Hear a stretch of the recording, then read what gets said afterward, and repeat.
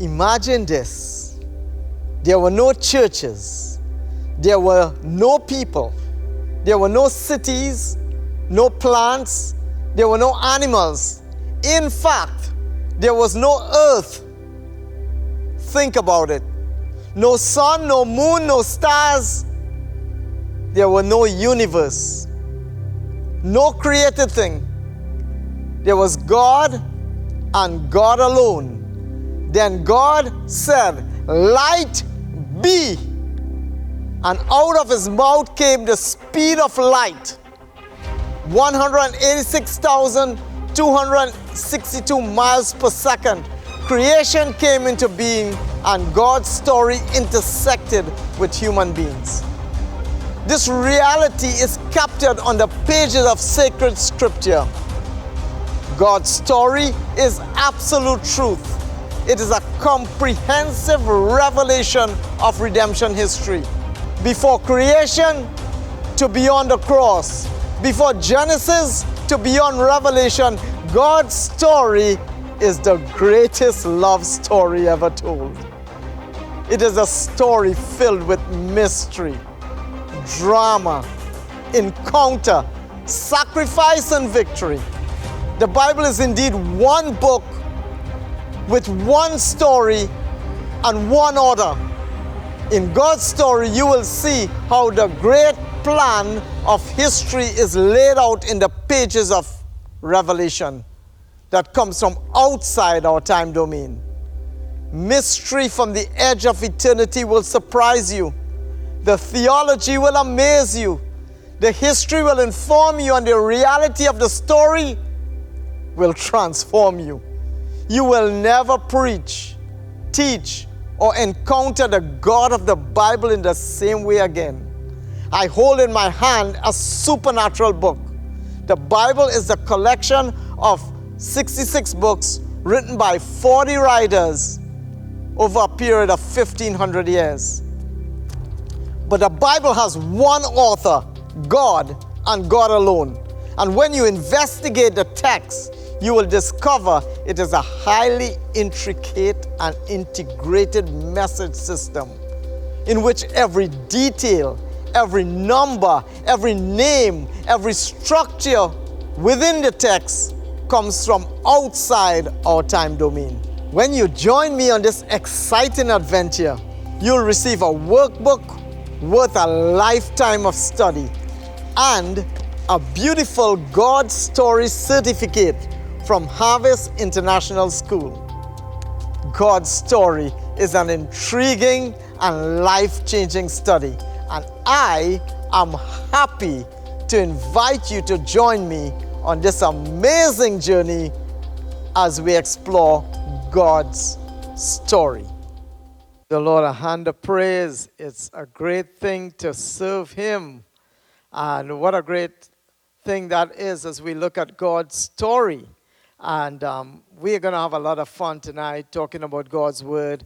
This is episode 8. Welcome to episode 8. You made it this far, and that's something to be happy about.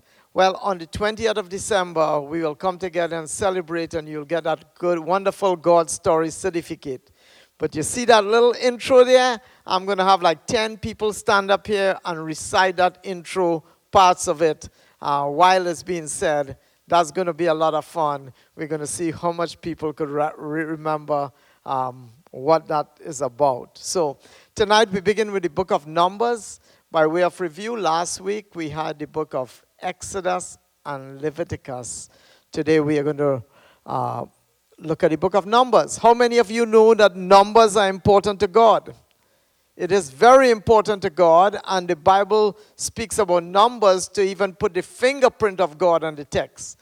So numbers are really important. So we come to the book of Numbers tonight. It's 13 months after the Exodus that the book of Numbers took place.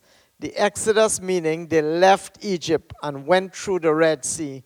Now they're in the wilderness, and they're going to remain in the wilderness for 40 years because of disobedience to the Lord. But in the wilderness, God instituted the sacrificial system, and that's what we looked at last week, because God is holy, and He showed men how they can fellowship with Him. This week is the book of Numbers. We're going to talk about what actually happened there, some of the events. And we'll try to see how far we'll get into Deuteronomy and so forth. So first we want to talk about the organization of the people and the priests. So they're in the wilderness. They didn't just scatter wildly all over the wilderness. God organized the camp in a specific way. And in the book of Numbers, it tells us how he did that organization. How he organized the people, how he organized the priesthood. We talk about that a little bit in Leviticus. Now he's organizing the camp of how the people are going to assemble themselves in this wilderness. And how God organized the camp. Anybody notice something that's amazing here? How the camp is organized? It's organized in the form of a cross. What do you mean it's organized in the form of a cross? Well, God is a God of numbers, and the book of Numbers tells us that. And here, depending on how much the people were numbered, how much people in each tribe, God put the tribes in an arrangement of the cross, and the number of people in each tribe were assembled in that fashion. So let's get right to the middle of this whole thing. And the middle here is where the tabernacle is. We looked at that in detail last week. And we said when you come into the tabernacle, you have to walk in the form of a cross, right? For each furniture in the tabernacle. There were 7 furniture in the tabernacle. And each one of the furniture in the tabernacle represented Jesus. Now you're going to walk in the form of a cross. And right here, number 1 is Moses. He's going to be there next to the tabernacle and his family, Aaron and the others guys. Then there's the Kohites and Gershon and Merari. These are different people who actually were assigned to do the different things. When the tabernacle is on the move, they were to assemble it. One area of them is going to pack it up. The other one is going to hold it and walk with it. So there's arrangement here. So that's how the tabernacle is organized. When they are moving, all right, they're going to have to move that way. So it's in the form of a cross, as you notice, and these are the numbers of how much was in each tribe. Isn't that amazing?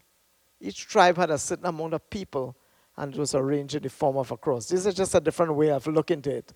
But let's go back to the previous slide, and we see something amazing here in the arrangement, right? So we are talking about it. Judah was here, nearest to Moses.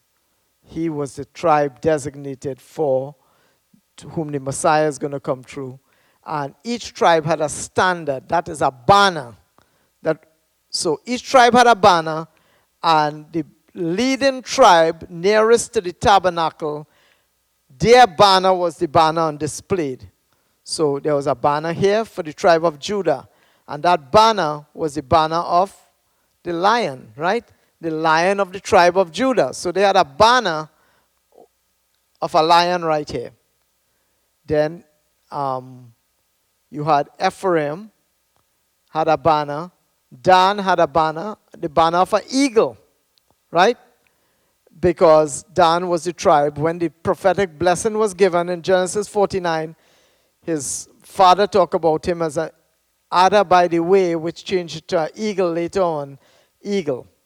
Here, so these are the other tribes, and they had other banners, which I'll explain in a little bit. So this is how the tribe were arranged by the number of people in the tribe. And when God looked down from heaven, what did he see? He saw a cross. He saw a cross. It reminds him that his son is going to die. And this is how the people were arranged in their tribal way when they settle. All right, the second one is the arrangement of the tribe. All right, the arrangement of the tribe. Let's look at that one. We just looked at it a moment ago. And the camp of Dan, you see that one is on top. That one represents, representing those 3. So there was 3 on each side, right? It's 12 tribes, and you had 3. So the banner that was outstanding for the 3 on this side would be Judah. So each one represented the tribes every 3 tribes there was a banner, but each tribe also had their banner in line with the prophetic blessing that was given to them in Genesis 49. Their banner was represented by the prophetic blessing that was given. So let's go to the next slide and talk about what this looked like in a different setting here. So look at this and see how marvelous it is, because Ephraim was represented by an ox, Dan by an eagle, right? Judah by a lion, and Reuben by a man. So this is the 4 big banners that was used. What does that have to do with anything? Well, this is the 4 faces in the book of Ezekiel.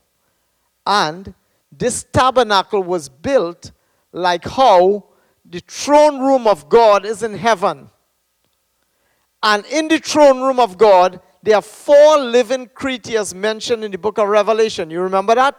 It's the same 4 living creatures mentioned in Ezekiel, the book of Ezekiel. What is about them?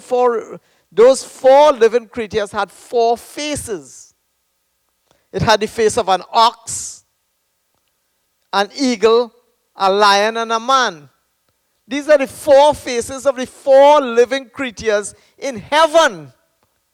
God now names the tribe and give them a banner with the 4 faces of the 4 living creatures in heaven. Isn't that amazing? What is more amazing is Judah in the east, a lion, Ephraim in the west, an ox, Reuben in the south, a man, Dan in the north, an eagle. Let me read Revelation 4:7 for you. The first living creature was like a lion. The second living creature was like a calf or an ox. The third living creature, face of a man. The fourth living creature like a flying eagle. What is so amazing about this is the 4 Gospels, Matthew, Mark, and Luke, John, these 4 Gospels also is represented in these. Because Matthew, when you look at the book of Matthew, Matthew is presenting Jesus as the Lion of the tribe of Judah, as a king, right? That's what the Gospel of Matthew was about, presenting Jesus as the Messianic king. Mark, the book of Mark, presented Jesus as the servant, and the ox is a servant, right? It's an animal that's servant, right? They put the yoke and everything on it, and it serves. So Mark is the ox, Matthew is the lion, Luke is a man. The book of Luke speaks of the Son of Man. It talks of Jesus as a man, right? Luke is a man. Jesus is represented as a man. So in Matthew, he's a king. In Mark, he's an ox. He's a servant. Luke, he's the Son of Man. He's a man. And in John, he's God. And the eagle speaks of deity. Even you would see in all those ancient artifacts, everybody knows that an eagle represents God, right? All those Egyptian artifacts even, the eagle represents God, so it's deity. So the 4 Gospels are represented in how this camp was arranged. Not only that, but the Mazzaroth, which I spoke about before in the book of Job, the signs of the Mazzaroth is the signs of these 4 signs. The Mazzaroth has all these, every single one of the tribes has, it's in line with the Mazzaroth, or the zodiac, right? And Leo the lion is the lion, which represents the book of Matthew. Then we have the ox is Taurus, right? Taurus is the ox. The man is Aquarius, sorry, and the eagle is the last one, Scorpio, right? Originally it was a scorpion, right? It's an adder, by the way, that bites you. It's a snake, right? An eagle. It's Scorpio. So those four are also represented there, just for you to know. But God didn't say, helter-skelter, you guys just settle anywhere in the wilderness. He had a plan, and the plan was that they would represent him, and when you look from heaven, you'd see a cross there. So that's the book of, when we are talking about the book of Numbers, they are getting prepared. They are going to spend 40 years in the wilderness. The camps were arranged. They sent out the spies in the book of Numbers, and then 48 years. 38 years more they had to remain there. All right. So in the book of Numbers 19, we are told about something very amazing. That's a red heifer. All right. They were told to take a red heifer, and the whole story of the red heifer there is in the book of Numbers. Something that is worthy for you to look at. I don't have time to go into the details of it. Only to say, in the book of John, when Jesus called for the water pots to turn water into wine, they got those water pots from the temple floor, the Bible tells us, from the synagogue floor. In those water pots were the ashes of red heifer, that people would take the ashes and they would put it in water and mix it, and they would do ceremonial cleansing. Well, the book of Peter tells us that we were not redeemed by the silver and gold or the ashes of heifer, right? So this red heifer was ceremonially cleansing the people, but it really couldn't take away sins. They needed the blood of Jesus to do that. So there are some directions in the red heifer there that is really, really profound, right? The red heifer is supposed to be without blemish, without defect, without yoke, and it should be killed without the city or outside the city. The book of Hebrews uses the word without. So without blemish, without defect, without yoke, without the city. Jesus was without blemish. He was without defect. Without blemish means without spot, right? The red heifer, if it has spot in it, it would not qualify. Without defect, it would not be sick or lame. That's why I do not believe, like some, that Jesus got sick on the cross. Jesus didn't get sick on the cross. If he's to bear our sickness, sickness was not placed on Jesus on the cross. That's my own theology, right? He was not sick on the cross. Without defect, without yoke. He had no yoke on him. He was not a beast, a burden. He was a sacrifice for a purpose, right? And without the city, Jesus died just outside the city of Jerusalem, quarter mile, just on the same hill that the red heifer ashes were there, because the red heifer was taken and burned after it was killed. It was burned, and the ashes were taken to put in the water pots. That's the same water pots that Jesus turned water into wine in his first miracle. So Hebrews tells us that. Therefore, Jesus also, that he might sanctify the people with his own blood, suffered outside the gate. Therefore, let us go forward to him outside the camp, right? So that's the red heifer.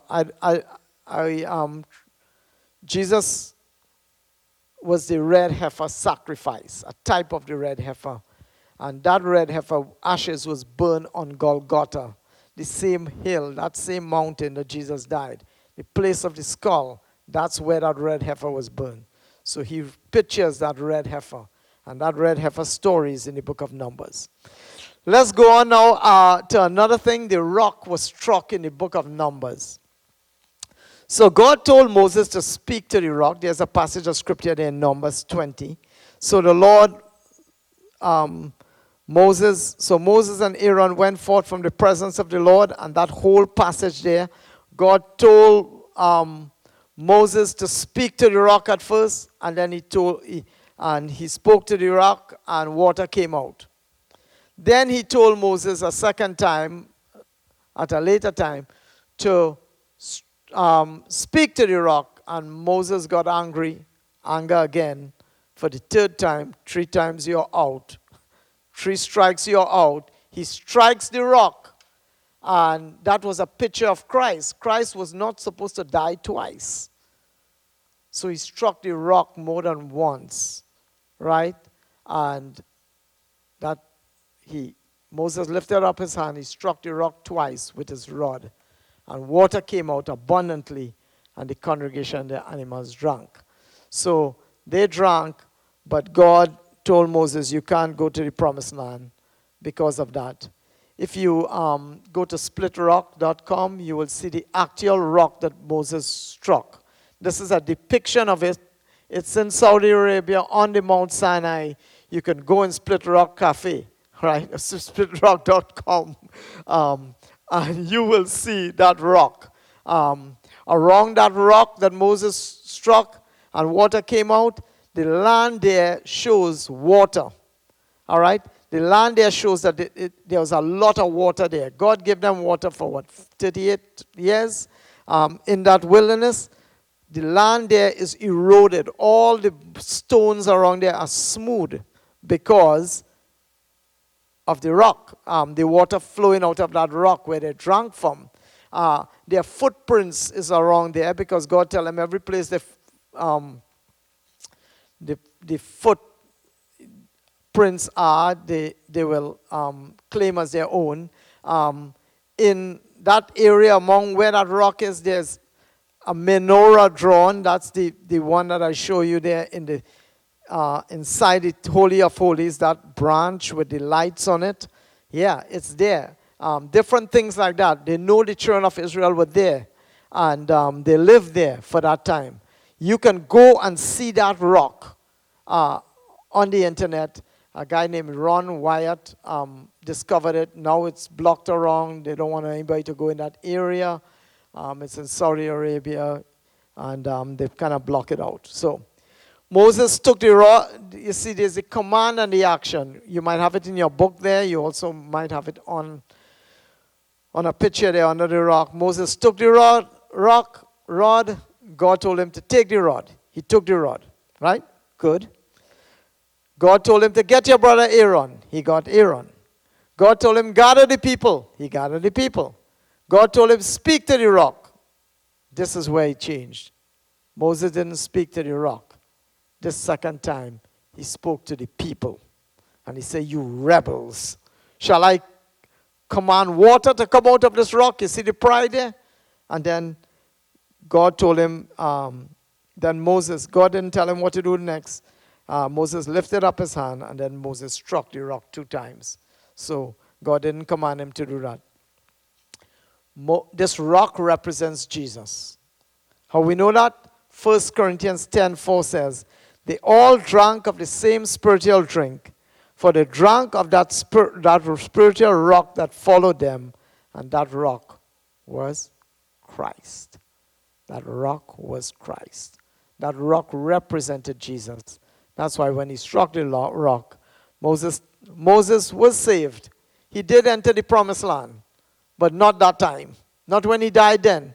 He did enter it when Jesus walked the earth.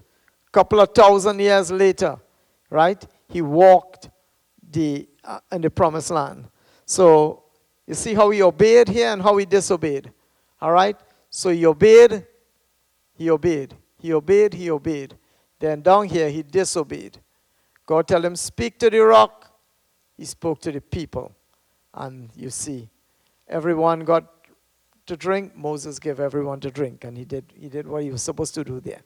So that's happened in the book of Numbers, where God told Moses, that's it for you in the promised land, guy. You are not going to lead these people into the promised land. I'm going to choose somebody else. God chose Joshua. Because Moses, he got angry, he killed an Egyptian. He got angry, he threw the tablets of stone down the hill and broke the 10 commandments. He broke the law, all right? And then finally, he got angry and he struck the rock. And God says, 3 times you're out. 3 strikes and you're out. You can't go to lead these people into the promised land until you deal with your anger problem. Moses went up into the mountain. God himself buried him there. The angel, the warrior angel, Michael, the archangel, came and disputed with Satan over the body of Moses. Satan wanted his body. But God had a plan for his body in the future. And the plan was that he would appear in the Mount of Transfiguration. So Michael said, the Lord rebukes you. And he rebuked Satan. And he fought with Satan. He rebuked Satan. And so we have the body of Moses. God himself took it. How did God? God knows everything. Enoch and Moses would appear again, right? We are told that in Scripture. Bronze serpent. Bronze serpent is the next Numbers 21. There's an interesting thing here about the bronze serpent, right? The story is in Numbers 21, the people had to look and live. God sent serpents among them to bite them because they disobeyed the Lord in massive droves. They disobeyed the Lord so badly that God just he moved his hedge from among them. Serpents came in and started to bite them in the wilderness. And they were dying. And Moses called upon God, and God says, you make a bronze serpent for me. A serpent made of bronze, hang it on a hill, and all those who want to live, if the serpent bites them, they can look to the hill. They'll see that bronze serpent. Whoever look will live. All they had to do was to look, and they'll live. Isn't that amazing? Look and live. Yeah, my brother, live. Look to Jesus now and live. Because in John chapter 3, Jesus says, as Moses lifted up the serpent in the wilderness, and that serpent was in the wilderness there on a bronze speak of judgment, right? So the serpent really speak of the judgment that was upon Christ when he hung on the cross. Bronze serpent, right? Bronze in Scripture, throughout Scripture, speaks of judgment. So they look. Jesus took our judgment. The judgment that was supposed to be on us, John chapter 3 would say, as Moses lifted up the serpent into the wilderness, so will the Son of Man be lifted up. And Jesus is lifted up in the cross, and when we look to the cross, we will live for salvation. When we look for salvation, because the serpent has bit us, right, so to speak. We were born in sin, right? And serpent bit Eve, so to speak, right? And God says, Satan, bite the dust. You will crawl all the days on your belly. God's judgment upon the serpent. But if we look to Jesus, even though we are under sin, we will live. And that's what Numbers 21 is talking about here. Jesus used that example to talk about himself bearing our sin and judgment. And I talked about that before in the last section where he talks about imputation, He was made sin for us that we might be made the righteousness of God in him. What does that mean? Was Jesus a murderer on the cross? Was Jesus sick on the cross? Was Jesus a pedophile on the cross? No. He bore our sin, but he himself was sinless. Right? He was made sin for us. It's what we call justification. Right? Just as if I never sinned. We know God takes our sin and he places righteousness upon us. He credits, the Bible says in the book of Romans, his righteousness unto us. And we will fully receive the full payment of it in glorification. When Jesus actually comes or when we die and our bodies are glorified in the resurrection. So it's like a credit card today. You have a credit card and you buy things. At the end of the month you pay, right? So you're taking it in advance. The benefits of it you take it in advance. So when we are saved, God's righteousness is imputed to us But we don't, and we take the benefits of that righteousness while we live on earth. It's imputed unto us. We are called saints. We are holy. Not because we didn't sin, but because God's righteousness is imputed to us. And one day it will be fully credited with Christ's righteousness in the sense that we will be glorified. Today we are justified.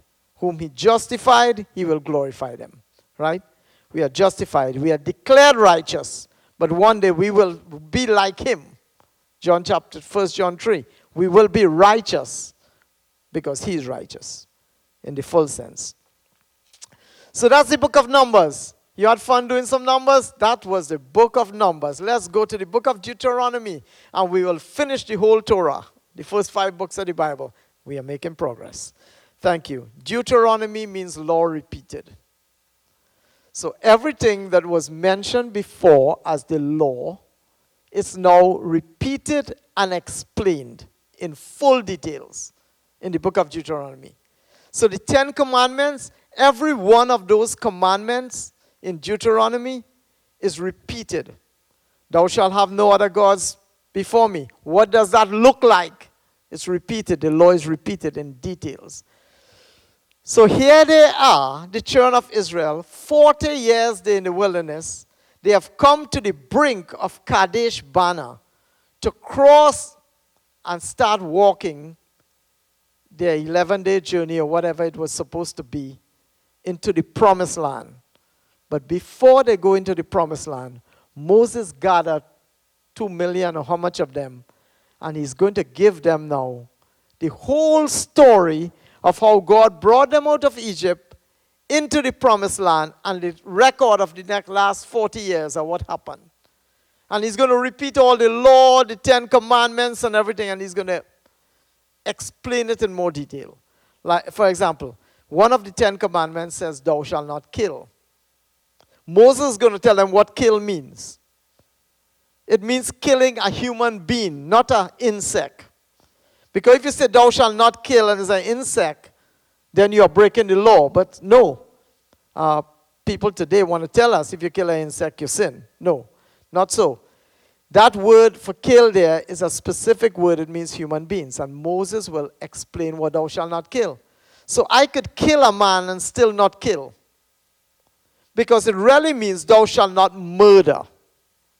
And Moses will explain all the different ways that could be taken. So if I drive my car down the road and I hit a guy who runs across the road in front of me, that's not murder. Right? And he is going to explain what manslaughter is, what accidental killing is. He's going to talk about all the details of every commandment and every way to look at it. And he did say eye for an eye, tooth for a tooth, life for life.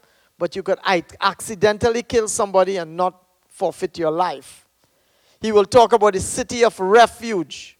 There are 7 cities of refuge. If you kill a man accidentally, or you did something wrong, or you're suspect of thieving something, and the people who suspect you, they are chasing you down to kill you, or to stone you to death because you stole something, you can run to that city of refuge and hide there.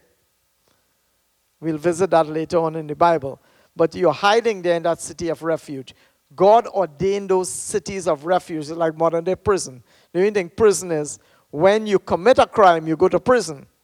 They were to take refuge in the city of refuge until their case is dealt with. And if they are proven innocent and the family who is hurt says, you're good, they can come back into society. Christ is our city of refuge. That's the point here. We can go to him when we sin, and when we find salvation in him, we can get back into society, so to speak, into right relationship with God. So that's mentioned. So this is what the book of Deuteronomy is. So they gather in a place called the Valley of Shechem. This is where Joseph's bones were buried. And I might have a picture of that somewhere there. But it's between two mountains. You might have it in your book. I think I have it in your book for sure. The back of the book, you'd have that valley, right, of Shechem. And it's one side is Mount Ebal, and the other side is Mount Gerizim. And they would Moses would give them the law, and if they agreed, they would shout, yeah, we agree, and they'll agree back and forth. And that's what they would do. It is believed, and this is what I'm saying, it is believed. I'm not saying this has happened, this is true. But it's saying that's where the blessings and the cursings are, right? He says, if you do this, you'll be blessed. If you do this, you'll be cursed. You'll be head and not the tail, and so forth. Many people believe that the tree of the knowledge of good and evil was on these Jewish people believe. On one side, there's the tree of the knowledge of good and evil, the tree of life. And the other side, well, one side there was the tree of life, and one side the tree of the knowledge of good and evil. That's the tree of death. So that's why the word is said, I put life and death before you, choose life. So Mount Gerizim was, the tree of life was on Mount Gerizim. They would say the Garden of Eden would be around that area. We don't know. And the tree of the knowledge of good and evil was in Mount Ebal. Something to think about. There's a lot of archaeology on that, and you could check it out. So, on the 40th year, on the 11th month, that is chapter 1, verse 1 and 2, God told them, you dwell in this mountain long enough. You keep spinning around in this mountain for 40 years. It's time you get up and you go. So Moses died, Joshua is appointed, and we end the book of Deuteronomy after he tells them all that. Let me point out something here that's very interesting in the book of Deuteronomy. Genesis and Exodus, right? Numbers and Deuteronomy. So in Genesis, the first 49 letters from the last Tar, right, which is the last letter in the alphabet, if you go forward, you will spell out Torah in Genesis. So let me explain that. You go into the book of Genesis, you find the first T mentioned. The first, and you check 49 letters, you'll get the word Torah, so to speak. Then in Exodus, you do the same thing. First 49 letters. Remember, 49 is 7 by 7, right? You go to the book of Exodus, the same thing. Isn't that amazing? You go to the last book of the Torah, that's Deuteronomy, the one we just did. You get the last letter in the word Torah, and you go backwards. It spells Torah, backwards. You go to the second to last, which is Genesis, Exodus, Leviticus, Numbers. So you go to the book of Numbers, you do the same thing. You go to the end of the book of Numbers, and you go backwards 49 letters. What do you end up with? The word Torah again. So you have two times in the beginning, 49 letters, the word Torah. You have a picture of that there in your book. And same thing, you go to the back now, it points this way. 49 letters spells out the word Torah.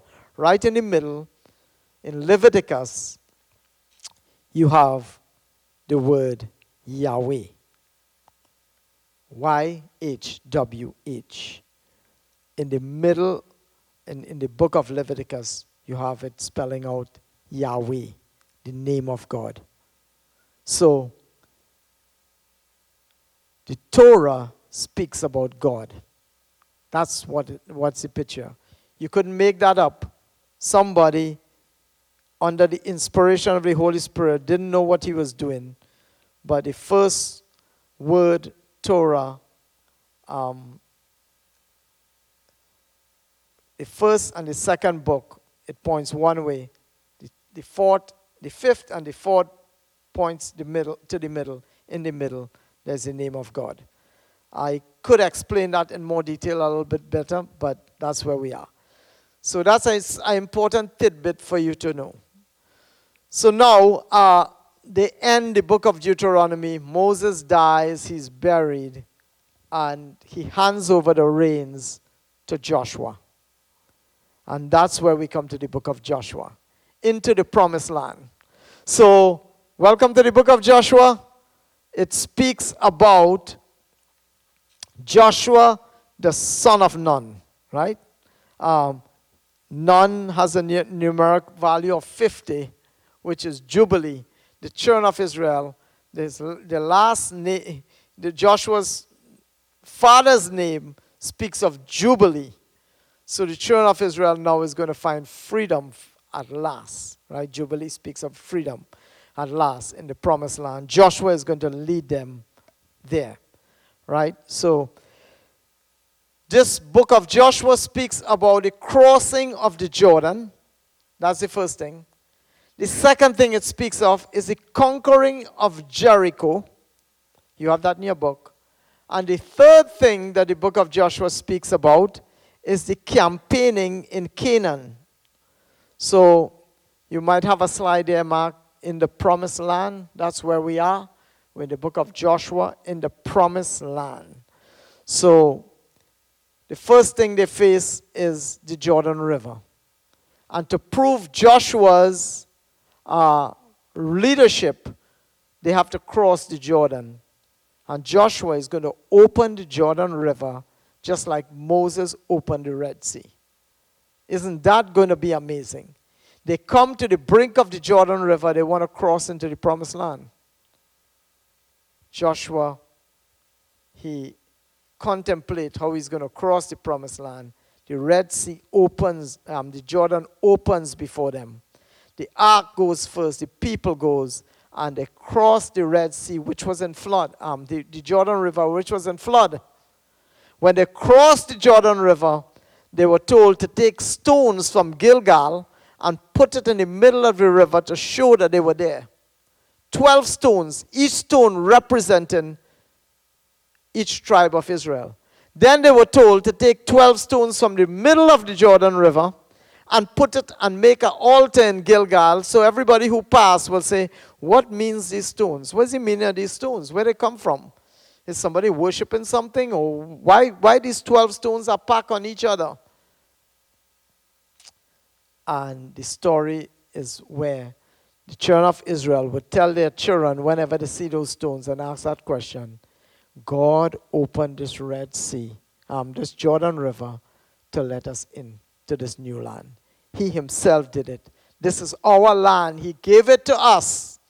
And when we were coming back into the land, God showed us. He moved the curtain of the sea. He made a big way, and these stones belong to the middle of the Jordan River. And there are 12 stones from the land. It's memorial stones. It's a Kodak moment. You know what Kodak is? Camera, right? It's a Kodak moment. It's a picture. In those days, they didn't have cameras.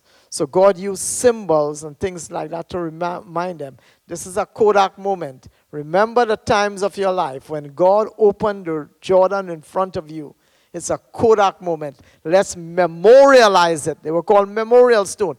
Let's memorialize it. Like you look at a picture you took 10, 15 years ago, and you said, oh, wow, I remember how we were playing together, and look how much fun we were having. Somebody took a picture. Well, we remember the miracle working power of God. Don't ever forget it, because God does miracles in our life. We thank Him, we rejoice, and then 2 months later we are in some trouble and we forget God is a God of miracles. But those stones were for them to teach their children that God is a God of miracles. Don't ever forget that. Memorialize that. Put these stones there. So the first one is crossing the Jordan. They cross into the promised land after 40 years of suffering in the wilderness, really. And they crossed the Jordan into the promised land under Joshua, the great captain. But there was a greater captain who was leading that army. Because in night, now the city of Jericho is the first city they have to take. The walls of that city is 66 feet thick and very, very high. Archaeologists dug up that city. It's the oldest city in the world. That's what they say. The first area of the world that became a major city was in Jericho, in the Promised Land. One of the oldest cities in the world, Jericho. The great city of Jericho. They have to conquer it. And Joshua is sitting in his tent one night, the night before, and he's trying to think of a battle plan and how to scale these walls and get into the city and conquer the city. He sends 2 spies in. They spy out the city of Jericho. They say, wow, these walls are thick and everything. But the spies met a woman called Rahab. She takes them in. She was a prostitute. So people were going into their house, right? Her house, men. So she takes the spies, and when she found out who they were, she said, man, we are quaking in our boots here in Jericho, so to speak. I'm paraphrasing. We heard of this super race that came, and God opened the Red Sea for them. Now God opened the Jordan River for them, and they are coming our way to conquer this city of Jericho. Our hearts are melting for fear. When this super race of people come, they are going to conquer us. So she's hid the spies because the people were looking for them. They heard word that there are spies in the city. They are looking, they are overturning everything. She hid them in her house. And so they had a plan. They promised her, when the city of Jericho is conquered, we will set your family free. And how we'll set your family free? If you take this scarlet rope, if you take this scarlet thread, and you throw it over your window, and when we see that scarlet thread, we'll know we can't touch you. Your family is protected. It's the same thing. This scarlet thread, as I said earlier, runs throughout the Bible. It's the bloodline of Jesus. It's his genealogy. It's a picture of that. And Rahab is going to be mentioned in the genealogy in Matthew, because Rahab is going to be David's great-great-great-grandmother. And God is going to choose her, a prostitute, from Jericho, saving her when the city falls, saving her. Isn't that amazing? Well, so Joshua, he's sitting in his tent, and up came a massive figure with a sword in his hand. And Joshua is scared. He sees this, and he's thinking it's an angel of the Lord, which it really is Jesus. And Joshua, the angel of the Lord, specifically a theophany or Christophany, Christ in the Old Testament, Joshua asked him, are you for us or are you against us? Because he knows if that person is against him and his army, he's dead. And he says, I am the captain of the host of the army of God. I am the captain of God's army. Who is the captain? Jesus himself. I'm the captain of God's army. Here's the battle plan. You walk around the city once a day for 6 days. And on the 7th day, you walk around 7 times. And then you shout, and the walls will fall. 13 times you walk around that city. Wonder if that has any significance, something to think about. But 6 times they walk, and they cannot speak. They cannot say anything. They have to be silent. They walk around the city first day. They are silent. They are not speaking. They are causing more fear inside the camp of Jericho. Because they are like, when will they attack? They walk around. They are not saying anything. 2nd day, they walk around again. Until the 6th day. Then on the 7th day, they walk around 7 times. It's like, whoa. They are making 2. The day before, all the days before they did 1. Now they're going 2, 3, 4, 5, 6, 7 times they're going to walk around this wall. By that time, maybe their foot, if it's 1,000,000 men, their footprints probably weaken the foundation of Jericho's wall. Maybe. I don't know. But I know God pushed that wall out.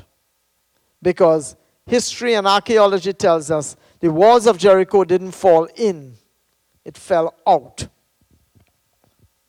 when they shouted. When the ram's horn blew and they shouted, I don't know what they shouted, hallelujah or something, the walls of Jericho fell out. And that's amazing. And they went into the city of Jericho and they conquered it. So we go on, they conquered Jericho, that's their first city. Then, so we had the crossing of Jordan, the conquering of Jericho, and then the campaigning for the other cities. They went and they conquered all the other cities. They did not, some of the cities, they failed to drive out the Canaanites. And that's going to come back to haunt them later on. One of the great miracles that happened is that the sun and moon will stand still in the valley of Ajalon, right? And one day was missing. It is said in the Chinese calendar, they show one day is missing. Where did that day go on? We don't know, right? We just know the story, right? March 19, right? At 5 o'clock. Thursday, March 9, Thursday, March 29th. Somehow that day, they said, is missing. I don't know. I don't know the details of that. What I could say, though, the sun and moon stand still. We know the sun and moon doesn't really move the earth. It's the one that's moving. But what happened? It appears to stand still because the earth, God did something miraculous there. Give them the victory in the valley of Ajalon. They lost the battle. Do we have a picture here, there, of the map with the time? It's a world map with the different time zones and how that day is missing. We probably don't. All right. It might be in your book. And a lot of people, the Incas from Peru, the Aztecs from Mexico, the Persians from Babylon, ancient Egypt, they all have this day, something went wrong there in their calendar. So it's something to think about. There are people who would fight against that, but it's something to think about, right? So actually, when he says sun and moon stand still, the Bible is very accurate when it's speaking astronomically and scientifically. See, if it's talking about poetic language is one thing, but this is not poetic language. This is something as an actual narrative. So it has to be accurate because poetry is different. You know, we write songs, we talk about the sunrise and all that. We know the sun don't rise. But this, the word that is used is cease working. The gravitational pull on the earth had stopped for this day to happen. Cease working. Sun and moon cease working. That's the word there in the Hebrew. All right? So something to think about, that great miracle. Then we had, in this book, also is the daughter of Zelophehad. I had mentioned them before, I might have. But these were the daughters of a guy called Zelophehad. And I'll talk about it when we come to Christmas time because it has something to do with the birth of Jesus. All of the birth of Jesus was hanging on this Levirate law that was changed here. So the daughters of Zelophehad, this guy named Zelophehad, he had 5 daughters. And his 5 daughters, when they come into the promised land, they were supposed to get land. But by the law, they only give land to men. So back in the day when they were giving out the land, before they came into the land under Moses, these daughters, they are all the elders and all the men there. These 5 women, they walk up to Moses, bold and brave, and say, this is not fair. Because you're only giving out land to men. We have no brothers. We are not married. And our father Zelophehad is dead. So we can't get any land. There's no land for us. And we are here in the wilderness and, you know, you give everybody else land. But we have a strange situation here. 5 of us are girls. And you're only giving out land to men. What is the deal here? And Moses went and saw the Lord. He said, God, you didn't tell me about this problem that was going to happen. What do I do? And God said, they are right. We are going to make a special law for them. We are going to make a special law called the law of the Levirate for these 5 women. You know, the birth of Jesus and his right to the throne of David and his right to save us as a Jewish person is hanging on this law that God made. We'll talk about that later on when we come to Christmas time. But, yeah. So now in the book of Joshua, when they come into the land, all the men forget these women. That happened back there 40 years or something like that, or 30 years, or how much years. They forgot about these women. So Joshua comes now and he starts giving out men the land. Asher, you go there. Tribe of Judah, this is your land. Tribe of Benjamin, this is your land. He's giving out land to all the men. And then to all the families in that tribe. And Zelophehad had daughters sitting there and they're getting no land. So they got a little impatient and goes to Joshua and they said to Joshua, you guys promised us land. Now you give out land to the tribe of Judah and we are from the tribe of Judah and you move on to the next tribe and leave us out. How could you do that? We were supposed to get land because Moses promised us land in front of this whole congregation. And Joshua said, you are right. I remember the conversation. Here's your land. All right, so that's the law of the Levirate, and we'll talk about that when we talk about the birth of Jesus. Very interesting story because it hangs on that, right? Numbers 27:7, the law of the Levirate. So, and we'll talk about the details of that. All right, so that's the book of Joshua. All right, and there's a lot of pages upon pages in the back of your book that have to do with kings and all those kinds of things. The book of Judges is the next book we are coming to. It's called Israel's Dark Side. And I want to end and do the book of Judges this evening just for us to get it. Every man did that which was right in his own eyes. Everybody got land. They now called it in the land of milk and honey. They all got land. The land is producing abundance. They are eating like they never ate before because in the wilderness, God gave them manna every day. Every day they were saying, manna, manna, manna, manna, manna, manna. They were eating manna every single day. They were eating quail and they were drinking water from the rock. After, if you eat a meal every day, the same meal, you'll get tired. They were eating it every day, morning, noon, and night. Now they come into the land of milk and honey, so to speak. They are getting food, they have property, everything is good. They conquered the land. They failed to drive out some people God told them to drive out and will come back and hit them on the side later on. But for most part, they are good. You know, they are happy, they are living in land. But every man tried to be a king to himself. Every man did that which was right in his own eyes. So the book of Judges is about cycles. 7 cycles that these people were doing over and over and over. It's cyclical in nature. They sinned. They were judged by God. God raised up a judge. The judge delivered them and so forth. And then in the end, they sin again. And they start going in their own way, worshiping other gods. And then the cycle starts all over. So the book of Judges tells us of all the judges that rule in those times that God raised up to judge the people's enemies when they cry out to God. It's a long period.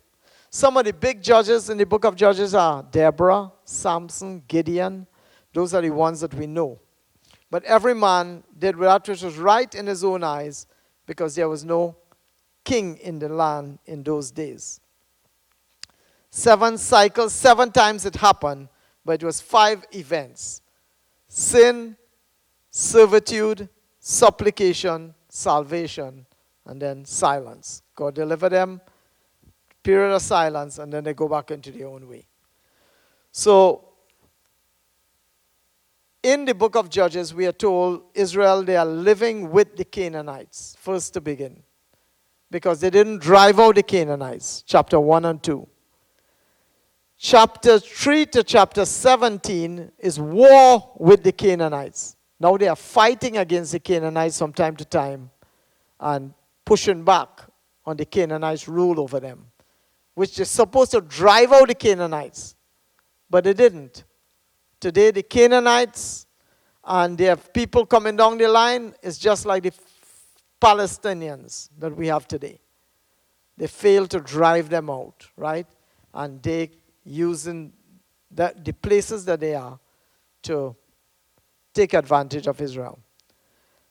So they were living with the Canaanites. They had war with the Canaanites. I have a slide on that somewhere. And the last one is they are living like the Canaanites.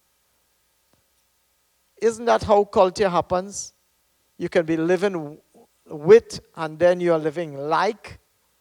And that's what's happening even in America today, you know. We might be a conservative and then we fall, and then we become liberal and people bring in their gods and we start worshiping their gods. So the children of Israel, they did that which was evil in the sight of the Lord and they forget God. All right. So I am going to continue the book of Judges because there are some pictures that I really need you to see. It's also in your book. And we will pick it up the next time as we go. So let me just cut off for tonight, for this time. And let's talk about this living with the Canaanites and living like the Canaanites. We live in a culture where the gods are coming back. You know, Jonathan Kahn wrote an interesting book called Return of the Gods. We are letting back the gods come back in this country. The worship of false gods. And that's what I'm going to talk about as I begin next time. It's something for us to think about. Because those false gods that we are worshiping now, we didn't think about how that's going to impact our nation. But since the 1960s, we have been the gods are returning, right? The possessor, Baal the possessor. Those gods are returning in America, and we are starting to worship those gods. And that's where we have gone wrong as a culture. And that's what we need to think about as we talk about the book of Judges. So we're in the middle of the book of Judges. We'll pick it up next time. Thank you, and may the Lord bless you. Have a great evening, and have a great week.